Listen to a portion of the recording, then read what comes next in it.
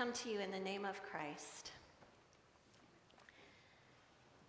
I want to talk with you as we've continued. We're on our second part of the series called Born Low, Embracing the Poverty of Jesus.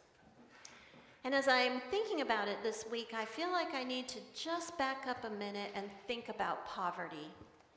In the Judeo-Christian tradition, we have a creation story that is antithetical to poverty.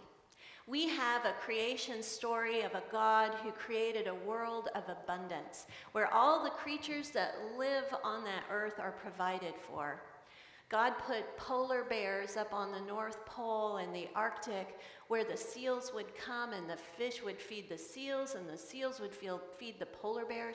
God didn't put tropical monkeys up on the Arctic. Notice that? God created a world of abundance where apple trees don't just make a dozen or 2 dozen or whatever you can get at the grocery store. Apple trees go crazy with apples, and oak trees go crazy with nuts, and you mow your lawn and you're like, gee whiz, that's a lot of walnuts, right? That's a lot of nuts. God didn't make this world for poverty. So what happened? What happened? Our Judeo-Christian tradition tells us that what happened is that we pulled away. I want what's mine. I want what I can get. I want more than what I need. I want to be like God. I want to be on the top of the hierarchy. I want to create a hierarchy. And somehow in that system of brokenness, it has perpetuated and perpetuated. And here we are in a world of groaning and longing for the coming of Messiah. We know poverty. We don't know it as well as some. And I want to just name that poverty, lived experience of poverty, is like growing up on broken glass.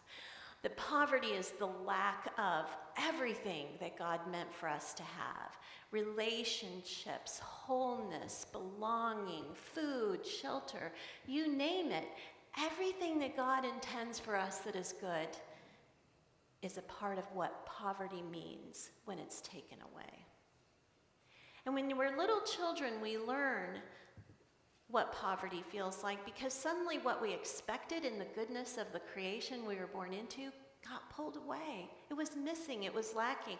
Maybe we got taught that we couldn't feel what we really felt. It wasn't welcome, and so we pulled it in. Maybe we felt like we couldn't get what we wanted if we told the truth, but if we told a lie, we could get it. Howard Thurman, in his book about Jesus and the Disinherited, talks about those 3 things, 3 hounds of hell that rise up in poverty. And we talked about one last week, and that was fear. And this week we're thinking about deception. Because we're all deceivers, and part of deception is living in that brokenness and that need. And what we learn is if we deceive, we can get what we need. We start to manipulate and control and create illusions. And if you're living in poverty, it's almost like it's not even a moral imperative to tell the truth. It's an immoral imperative to simply survive. And so deception becomes a part of the whole system.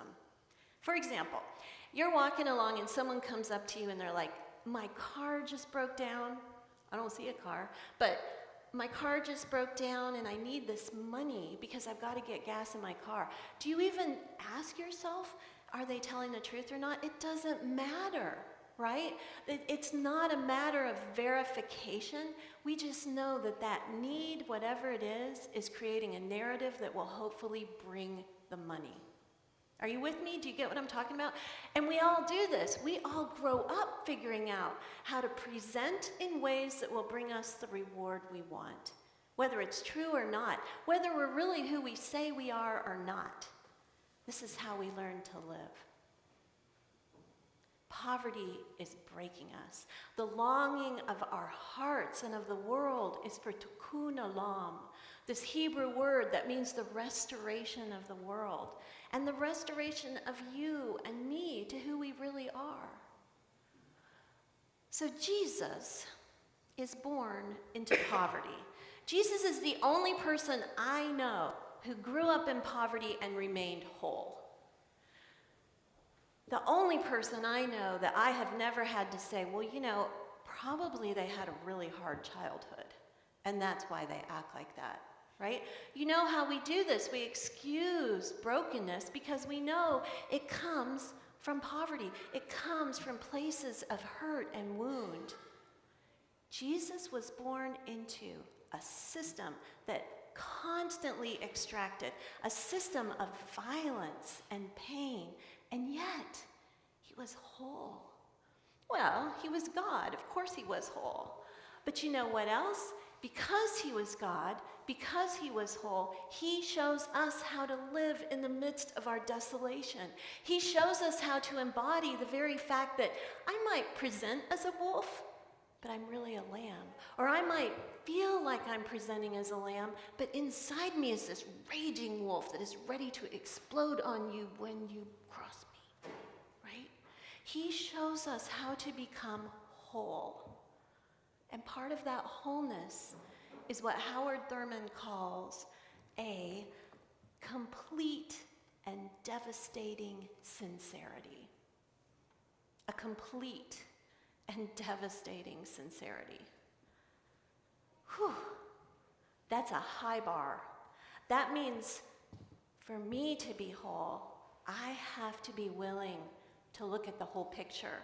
I have to look inside myself at the wounds that I have experienced and name them and let God come in and heal them.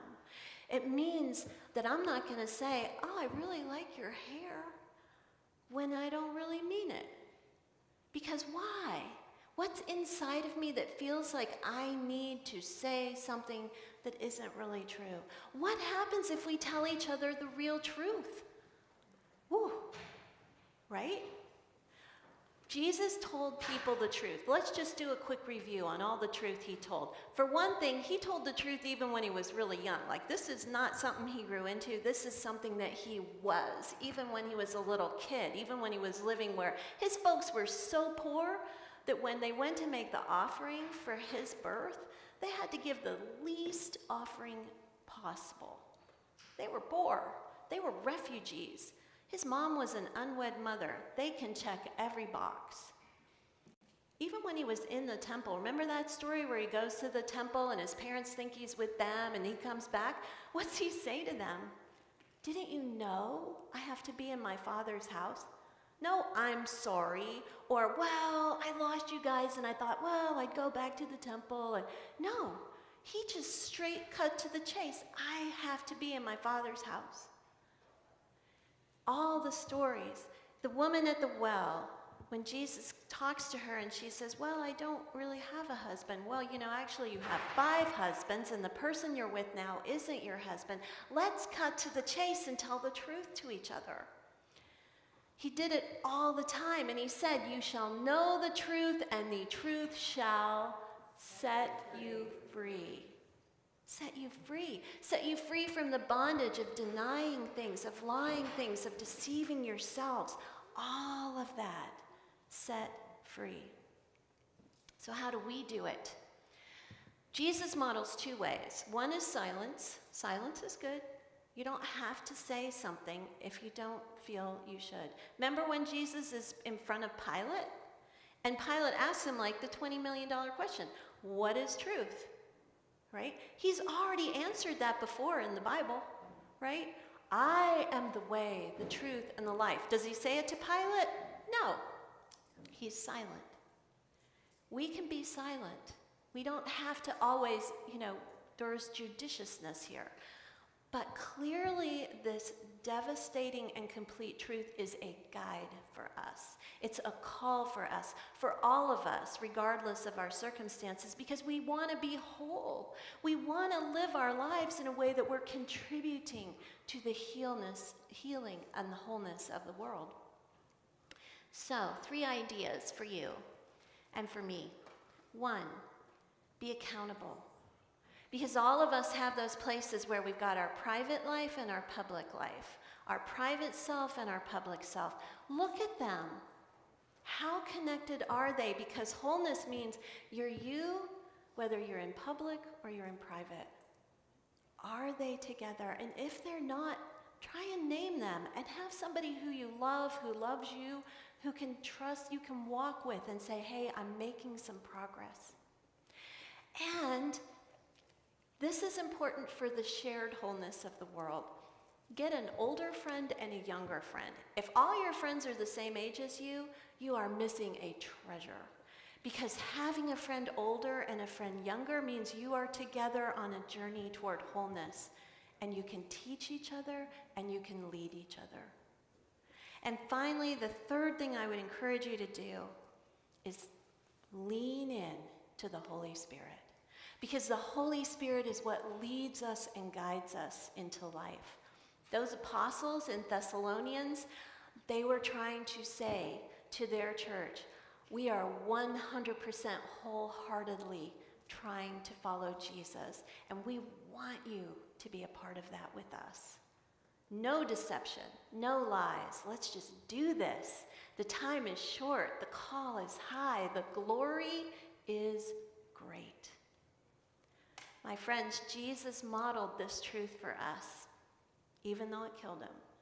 Jesus modeled this truth for us so that he could empower us through the Holy Spirit and the resurrection to show us that what's on the other side of that truth is wholeness and joy and fullness and restoration.